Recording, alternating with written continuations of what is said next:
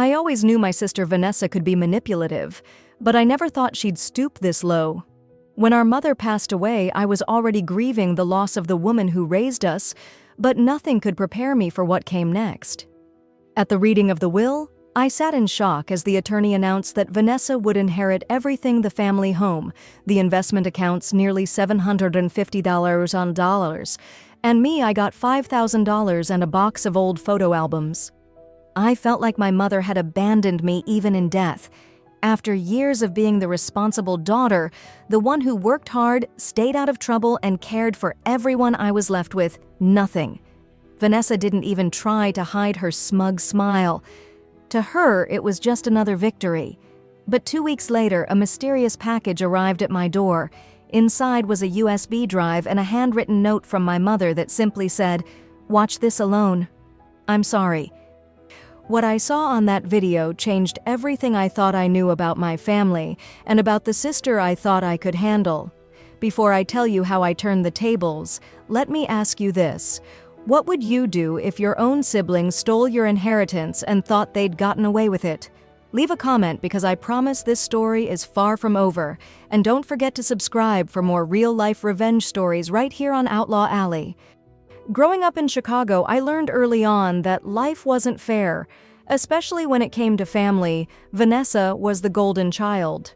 4 years younger than me, she had this effortless charm that made people, especially our mother, overlook everything she did wrong. If she failed a class, it was the teacher's fault. If she wrecked Dad's car, it was because the brakes were bad.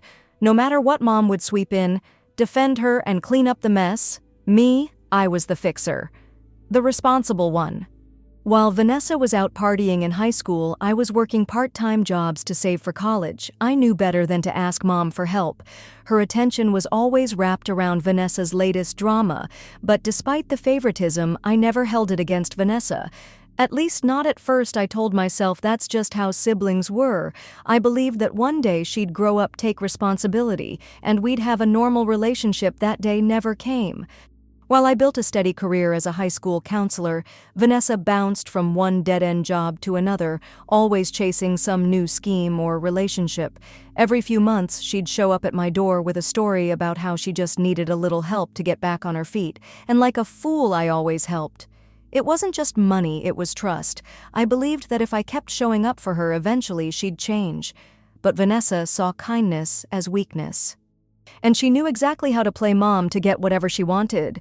When Dad passed away 10 years ago, things got worse. Mom became more dependent on Vanessa, who lived just a few miles away, while I was across town juggling work and raising my own kids. I tried to stay involved, visiting when I could, calling every day, but Vanessa controlled the narrative. Anytime I questioned decisions about Mom's care or finances, Vanessa would accuse me of being ungrateful or absent. Still, I never imagined she'd manipulate Mom into rewriting her will. In Mom's final months, I noticed her becoming more withdrawn during our calls. She sounded tired, hesitant, like she was choosing her words carefully. When I offered to come stay with her, she insisted Vanessa had everything under control. I wanted to believe her. I wanted to believe that despite our rocky past, Vanessa would do right by Mom. But deep down, something felt off. When Mom passed, I was heartbroken, but also filled with guilt. Guilt for not pushing harder to be there, guilt for trusting Vanessa. But nothing compared to the gut punch I felt sitting in that attorney's office, listening to the will being read, hearing that Vanessa would inherit everything while I was left with scraps. It was like losing Mom all over again. Only this time it felt intentional, like a final betrayal I couldn't understand. I remember staring at the papers in disbelief while Vanessa sat next to me, practically glowing with satisfaction. The attorney avoided eye contact. His voice strained, as if he knew something wasn't right, but his hands were tied. I left that office numb. I didn't cry, I didn't scream, I just shut down. For days, I wandered through my house, replaying every conversation I'd had with Mom, searching for answers that wouldn't come. Was I really so blind? Had Mom truly chosen Vanessa over me? Even after everything, Vanessa, of course, wasted no time moving into the family home and posting pictures on social media, captioning them with things like, "Finally where I belong." It was cruel. But as much as it hurt, I told myself there was nothing I could do. The will was official. The lawyer said it was all legal. I tried to convince myself to move on, to accept that life had dealt me another unfair hand. And then, the package arrived. A plain envelope, no return address.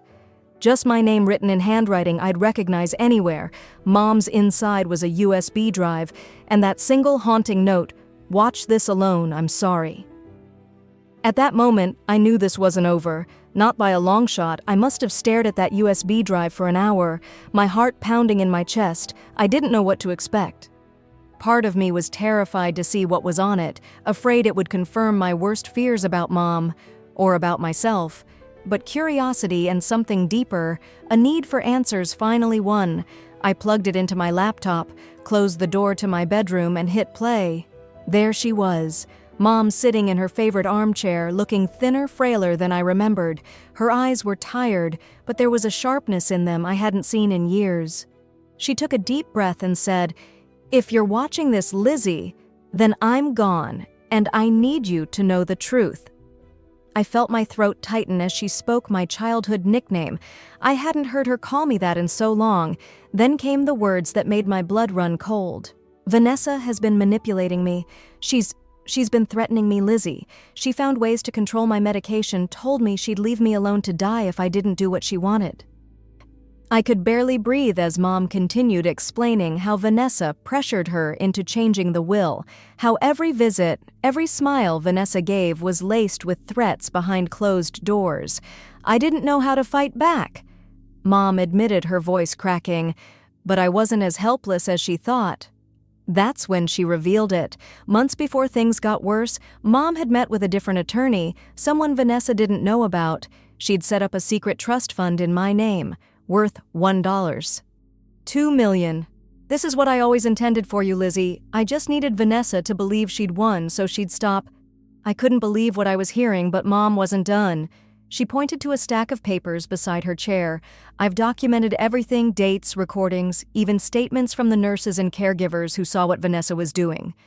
It's all on this drive. I'm sorry I didn't tell you sooner. I was scared, but now you have the power to make this right."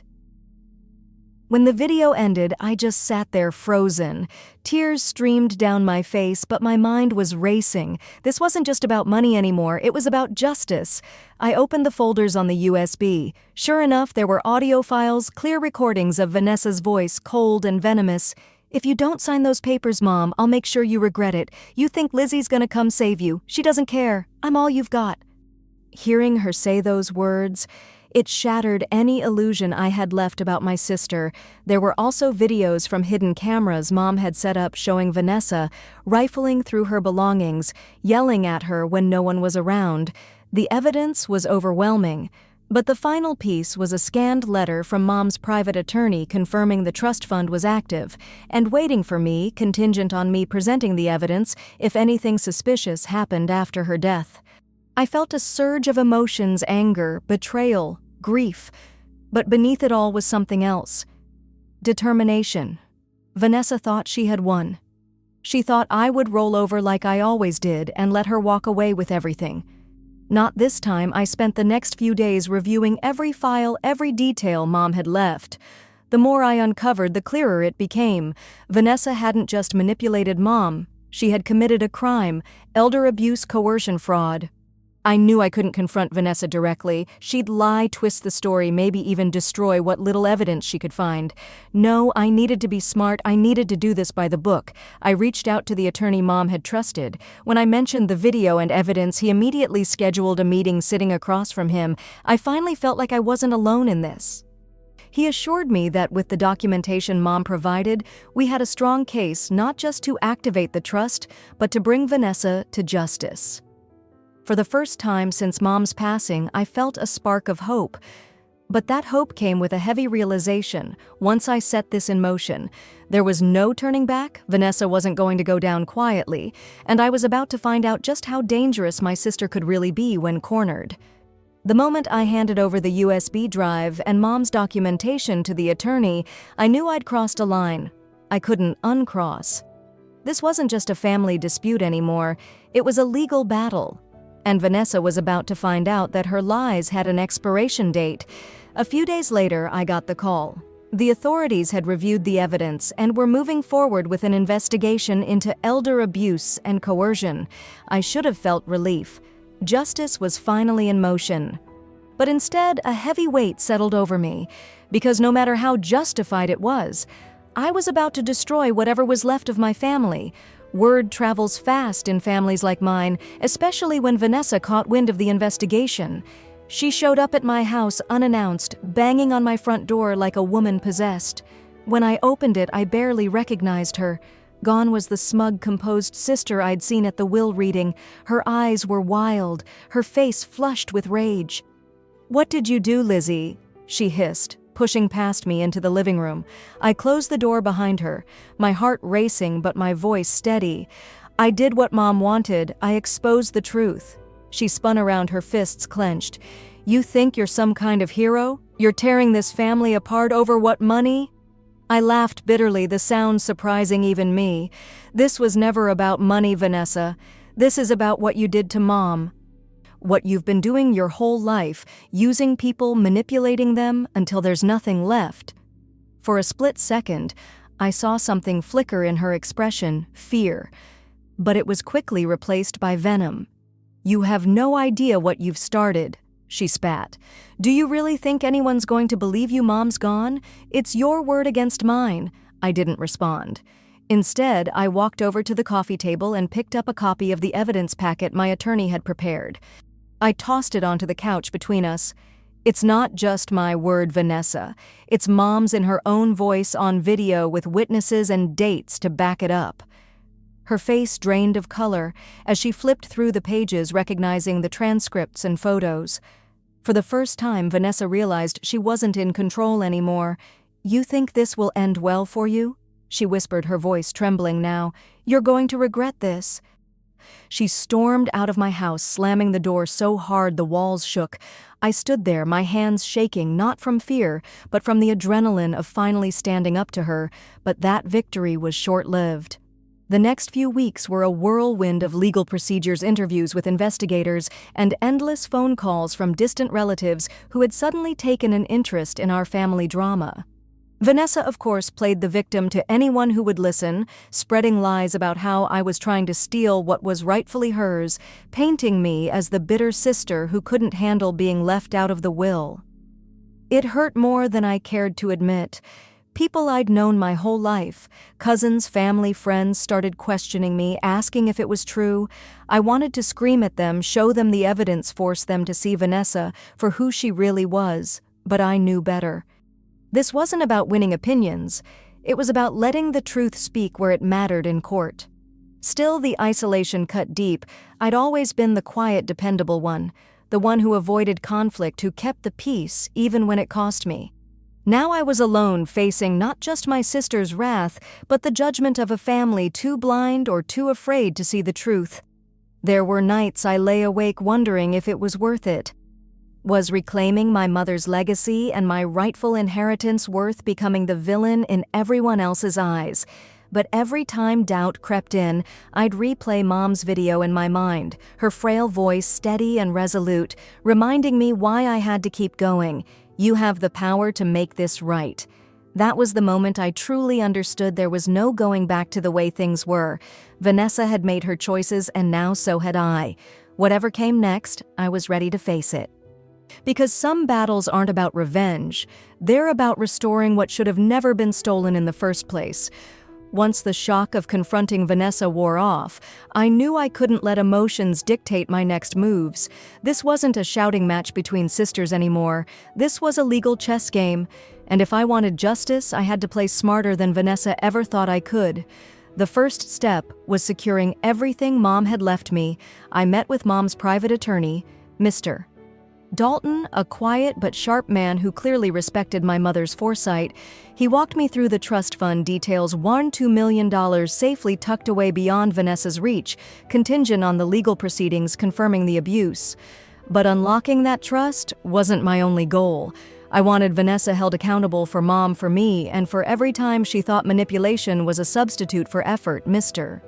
Dalton connected me with a specialist in elder abuse cases. someone who had handled situations like this before. Together, we built a timeline organizing every piece of evidence, the videos, audio recordings, caregiver statements, and even financial records showing suspicious withdrawals Vanessa made while helping Mom. The more we uncovered, the clearer the pattern became. Vanessa hadn't just coerced Mom into changing the will she'd been siphoning money for months before that. While the legal team worked, I stayed quiet. I ignored Vanessa's texts, her veiled threats, and the smear campaign she was running through relatives I knew silence would make her nervous. Vanessa thrived on control. When she didn't get a reaction, she'd start unraveling. Sure enough, a week later, I heard from one of my cousins, "Vanessa's freaking out." He told me, "She said investigators showed up asking questions about Mom's last months. She's blaming you for everything." I simply replied, "They're just doing their job behind the scenes. The authorities were moving fast." The evidence was airtight. Vanessa's voice on tape threatening Mom caregivers willing to testify about the withheld medication and bank records proving financial exploitation. It all pointed to one thing: felony elder abuse and fraud. The day they issued the warrant for Vanessa's arrest, I felt a strange mix of emotions. There was satisfaction, yes, but also a deep, lingering sadness. No one dreams of seeing their sibling in handcuffs, but when Vanessa was escorted out of the family home, the same home she stole, I knew this wasn't cruelty, it was accountability. At the arraignment, Vanessa finally saw the weight of what she was facing. Her usual bravado was gone, replaced by a pale, shaking woman who realized charm wouldn't save her this time. Her lawyer tried to argue that Mom had been of sound mind when she changed the will, that there was no coercion, just a mother's choice. But then came the video. The moment the prosecution played Mom's recorded message in court, the atmosphere shifted. Hearing my mother calmly explain the threats, the fear and her plan to expose Vanessa was undeniable. The jury watched in stunned silence as clips of Vanessa's abuse played, her voice dripping with malice, her actions caught on hidden cameras. No amount of legal maneuvering could erase what everyone saw and heard. Vanessa's lawyer pushed for a plea deal, but by then it was too late. While the criminal case moved forward, Mr. Dalton finalized the activation of my trust fund. The $2 million was transferred into my account exactly as Mom intended. I should have felt victorious in a way I did, but more than anything I felt resolved. Like a weight I'd carried my entire life, the burden of always cleaning up after Vanessa had finally been lifted. Still, I knew I didn't want this to end with just reclaiming what was mine. Mom's experience and mine opened my eyes to how common financial abuse of the elderly really was. If Vanessa could do this to her own mother, how many others were suffering in silence without anyone to fight for them? That's when I decided to use part of my inheritance to start something meaningful. With Mr. Dalton's help, I established the Carter Foundation, dedicated to protecting seniors from financial exploitation and providing legal support to victims of elder abuse. It felt right, like I was honoring Mom's legacy not just by exposing Vanessa, but by turning our pain into purpose. The Foundation's first case came sooner than I expected. One of Mom's longtime friends, Mrs. Whitaker, reached out. She was being pressured by her son to sign over her assets using tactics eerily similar to Vanessa's. This time I was ready. I sat across from Mrs. Whitaker, holding her hand, and told her exactly what Mom had told me. "You have the power to make this right," and I meant it. Because now I wasn't just fighting for myself, I was fighting for every voice that had been silenced by greed. The courtroom fell into complete silence as the lights dimmed and the video began to play. There was my mother, frail but fierce, speaking directly to everyone in that room, even from beyond the grave. "If you're watching this, then my daughter Vanessa has done exactly what I feared she would." Her words cut through the air, sharper than any accusation I could have made. I didn't look at Vanessa. I didn't need to. I could feel her unraveling beside her attorney as Mom's calm, deliberate voice exposed every dark corner of her manipulation. Then came the recordings.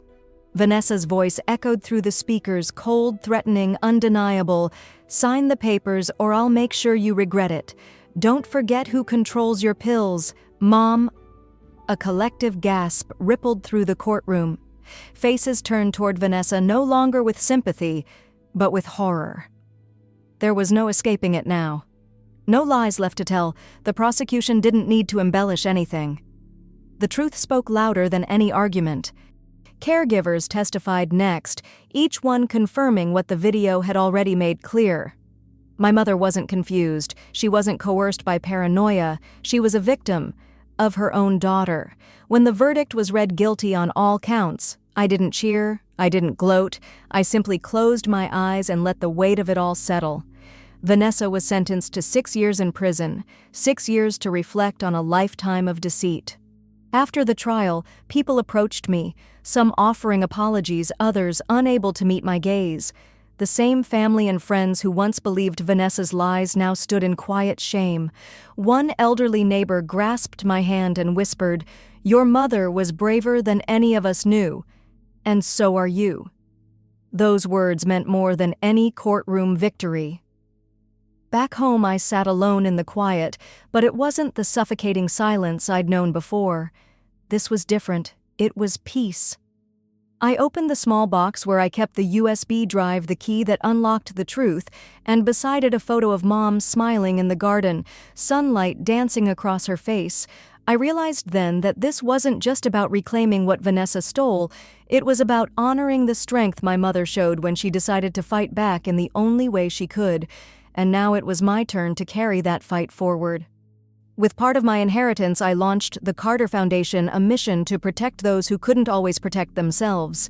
Our first case was painfully familiar. Mrs. Whitaker, Mom's dear friend, was being pressured by her own son to sign over her assets. But this time, someone was there to stand up for her. As I sat with Mrs. Whitaker, guiding her through the steps to safeguard her future, I felt something I hadn't felt in a long time: purpose. This wasn't just about my family anymore. It was about every vulnerable voice that deserved to be heard before it was too late. Vanessa may have thought she could silence Mom, that greed would win like it always had, but she underestimated us both. Mom left me more than a trust fund. She left me a legacy of resilience, and the proof that sometimes, even in the darkest moments, the truth finds a way to shine through. Justice wasn't loud. It wasn't flashy. It was a quiet victory built on courage, patience, and the decision to stand firm when it mattered most. And as I watched the Carter Foundation grow case by case, life by life, I knew one thing for certain. Vanessa's story ended in that courtroom. Mine was only just beginning. It's been 2 years since that day in court. Vanessa is still serving her sentence, and I haven't heard a word from her, and honestly, I don't expect to. Some wounds cut too deep for reconciliation, and I've made peace with that. But in those 2 years, I've learned something far more important than how to win a legal battle. I've learned that family isn't defined by blood. It's defined by trust, by respect, and by the choices we make when no one's watching. For so long, I believed that keeping the peace, staying silent, was the right thing to do, that enduring Vanessa's manipulation was just part of being the good daughter or the strong sister. But Mom showed me otherwise. She taught me that standing up, even when it's painful, even when it means standing alone, is sometimes the greatest act of love you can offer to yourself and to those who can't fight back. The Carter Foundation has helped dozens of families since then. Every time we expose another case of elder abuse, I see a reflection of my mother's courage, and I'm reminded why I refuse to stay silent. People often ask me if I regret taking legal action against my own sister. My answer is always the same. No, I regret waiting so long to believe I had the right to, because letting someone exploit you, whether it's for money control or out of fear, masked as loyalty, isn't kindness, it's surrender. And I'm done surrendering. If you take anything from my story, let it be this. Sometimes doing the right thing doesn't feel good in the moment. It feels heavy, lonely, even heartbreaking. But in the end, truth has a way of setting you free if you're brave enough to face it. I was, and I know. My mother would be proud. So, what about you? What would you do if someone you loved crossed a line that couldn't be ignored? Let me know in the comments, and don't forget to subscribe for more real stories of resilience and justice right here on Outlaw Alley, because out here, we don't just survive betrayal, we rise above it.